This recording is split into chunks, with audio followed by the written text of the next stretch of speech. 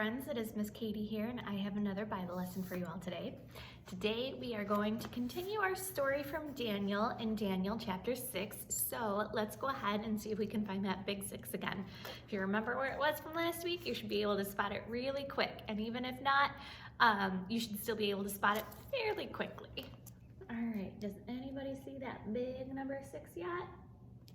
That's right, it's up here in the corner. Well, more in the middle, not necessarily a corner, but the bottom corner before for the verses there. So we are in Daniel chapter 6, and we're going to continue our lesson from last week. However, before we get started, we're going to go ahead and pray. Dear Lord, I thank you so much for this day and the time that you have given us.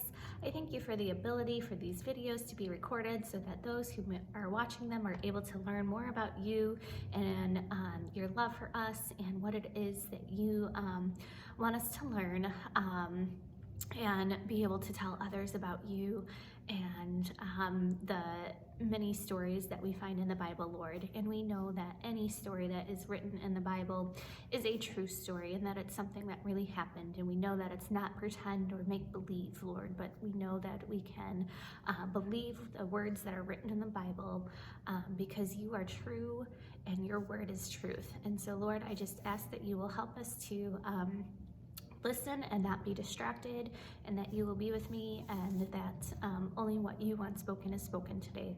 In your son's name I pray, amen. All right, boys and girls, now you may know this story, so continue following, and even if you don't know the story, it's a fascinating one. So you remember last week the decree went out that says, for 30 days no one is to ask anything of any god or man except the king, or he will be thrown into the den of lions. And Daniel knew that no one could change the king's law once it was sealed, not even the king himself. Daniel also knew that wicked men were trying to trap him, but Daniel would not worship or pray to the king instead of God, and that would be sin. God's law said he was to worship only the one true God and not any other god or king. So you remember from our picture last week that Daniel is here praying in his room, and he's in a window, right? And the men here are watching him that did not like him. And Daniel prayed to the Lord as he had always done. No law, rule, or person would keep Daniel from obeying God. Daniel knew that if he prayed to King Darius, he would be treating the king like God. Daniel didn't try to hide while he prayed. He trusted and obeyed God. And Daniel had always prayed 3 times a day, and he would continue to pray just like always. And the jealous princes were watching right outside Daniel's house. They knew he would break the king's law. As soon as they saw Daniel praying to God, they went running to King Darius. "Oh, king, didn't you sign a law that no one could pray to any god or man except you, or he would be thrown into a den of lions?" the men asked. "Yes, I signed such a law," answered the king. "Well, we saw Daniel praying to his God, not just 1 time, but 3 times in 1 day, the men reported. King Darius was not happy. He was angry with himself. He had allowed himself to be tricked, and he was angry with the men who had written the law. And he was sad in his heart because he liked Daniel. And what could he do now? All day, King Darius thought and thought, surely there must be some way to save Daniel. He paced the floor and read the law over and over, and he scratched his head and sighed. "Oh, king, you know the penalty for disobeying this law, and the law can't be changed. Daniel has disobeyed this law," the evil men reminded him. Finally, King Darius said in frustration, "Very well, bring Daniel to me. I will meet you at the lion's den."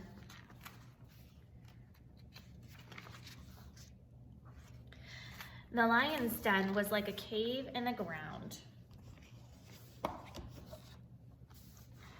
There was a small hole at the top, and a large stone was kept over the hole.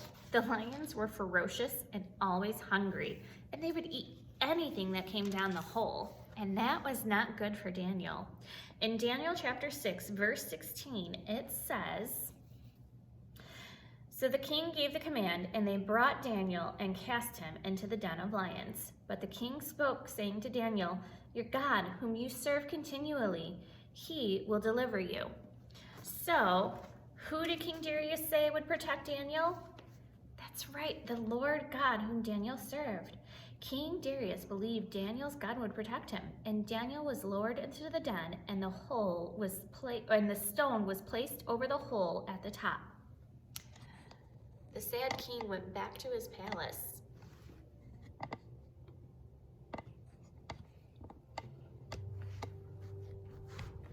me see if I can't get that. There we go. Okay. And the king did not sleep well all night. He didn't want to eat. He didn't want the musicians to come and play. And he worried and worried all night long. Meanwhile, down in the lion's den, nothing was happening. We don't know exactly what Daniel did all night. Maybe he prayed. Maybe he sang to God. Maybe he took a nap. Maybe he was petting the lions. But the lions, they were not interested in eating Daniel. Very early the next morning, the king ran to the lion's den. He commanded that the stone be removed. He leaned over and called down to Daniel. "Daniel? Daniel? Was your God whom you serve able to save you from the lions?" The king waited and listened. "Oh, king, live forever," called Daniel. "My God has sent his angel and shut the lions' mouths. They have not hurt me." King Darius called for his guards to pull Daniel out of the lion's den. What a miracle.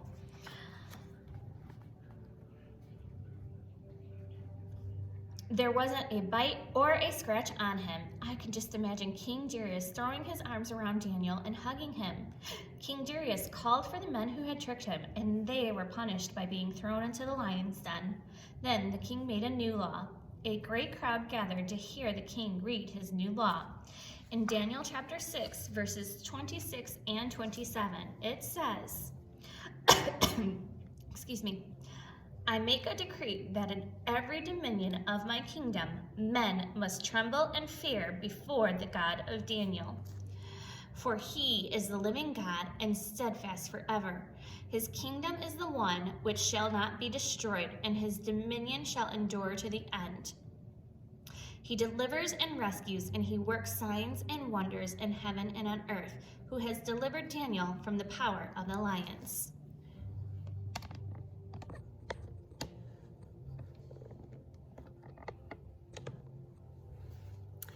So, the new law said that everyone must respect and honor Daniel's God. He is the living God, and his kingdom will never end. His mighty works and miracles have saved Daniel from the jaws of the lions, the king proclaimed. And Daniel knew God loved him, and he knew that obeying God and his word was always the right choice. Daniel showed his trust in God by continuing to pray to God 3 times each day because Daniel trusted God. Even King Darius gave glory to the God of heaven. God has promised to hear our prayers just like he heard Daniel's prayers. And God wants us to trust him and come to him with our needs, our fears, our requests, and our praises. Let's praise God in prayer right now. He is the living and mighty God who works miracles. Dear Lord, I just thank you so much for this day, and I thank you for all the things that you have done for us. I thank you, Lord, because yesterday where we were, there were huge and big storms and some that were able to produce tornadoes. And I thank you for the safety that you kept on those who are around me and on those that we love, Lord. And I thank you, Lord, that even though some people got water in their homes, that they are able to clean things up and to take care of it, Lord. We thank you, Lord, for the water and the rain, or for the rain that was sent to water the plants and things that are growing, flowers and trees and grass, plants. and many other things, Lord. And we thank you, Lord, for the precious gift of your Son, Jesus, who came as a baby. That in itself is a miracle, Lord, as well as Jesus taking the punishment for our sins and dying on the cross, but raising again 3 days later, that he did not stay dead and that he is alive. And we just thank you so much for that miracle, Lord. And we thank you for the ways you protect us and keep us safe, Lord. And we thank you for just your creation that you have made, Lord, and all the things that you have given to people, Lord. In your Son's name I pray, amen. All right, friends, let's see what's going on with Michael and Emily today, all right?